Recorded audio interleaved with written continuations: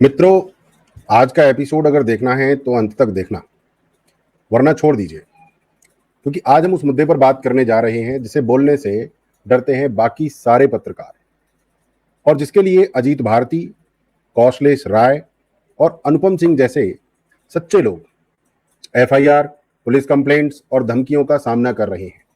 लेकिन सवाल ये नहीं है कि एफआईआर क्यों हुई, सवाल ये है क्या इस देश में सच बोलना अब अपराध है? क्या जो हिंदू की बात करेगा वो अब जेल जाएगा? पंजाब की आम आदमी पार्टी की सरकार ने एफआईआर कर दी अजीत भारती पर, कौशलेश राय पर, अनुपम सिंह पर। क्यों? क्योंकि उन्होंने सवाल पूछा, क्योंकि उन्होंने एक जज के बयान पर असहमति जताई, क्योंकि उन्होंने कहा कि अगर आप संविधान की भाषा छोड़कर मटकी भाषा बोलेंगे तो हम सवाल जरूर पूछेंगे। लेकिन पंजाब की सरकार के पास किसानों के लिए राहत नहीं, बाढ़ पीड़ितों के लिए फंड नहीं, पर पत्रकारों पर केस दर्ज करने का वक्त जरूर है। ये लोकतंत्र नहीं, ये डर का व्यापार है।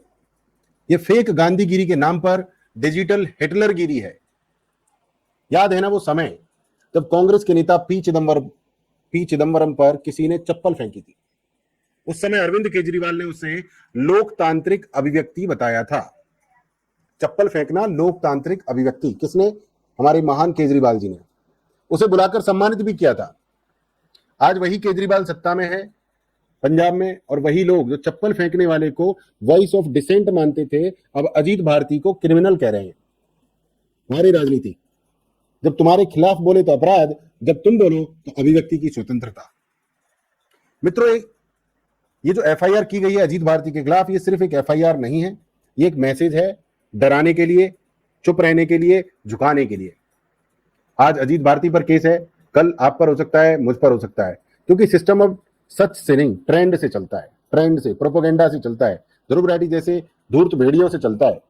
आज जो भी सनातन धर्म, संविधान की आत्मा या राष्ट्र की चेतना की बात करता है उसे चुप कराने की कोशिश हो रही है। ये पॉलिटिकल सेंसरशिप नहीं है, ये सिविलाइजेशनल अटैक है। हमारी संस्कृति पर अटैक जो हजारों सालों से हो रहा है।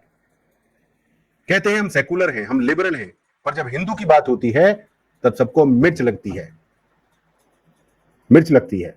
अजीत भारती ने कोई झूठ नहीं बोला, उन्होंने किसी की जाति पर टिप्पणी नहीं की, उन्होंने सिर्फ एक संस्थान के फैसले पर सवाल उठाया। लेकिन वो सवाल दिल पर नहीं, सिस्टम पर पड़ा। क्योंकि उन्हें डर है कि अगर हिंदू जाग गया तो वोट बैंक पॉलिटिक्स खत्म हो जाएगी। Chief justice of India Gavai, जिन्होंने कहा था कि नूपुर शर्मा देश में आग लगाने की जिम्मेदार हैं, आज जब उन्हीं के फैसलों पर सवाल उठे तो अचानक SC/ST एक्ट, कॉन्टेम्प्ट और एफआईआर की बाढ़ आ गई।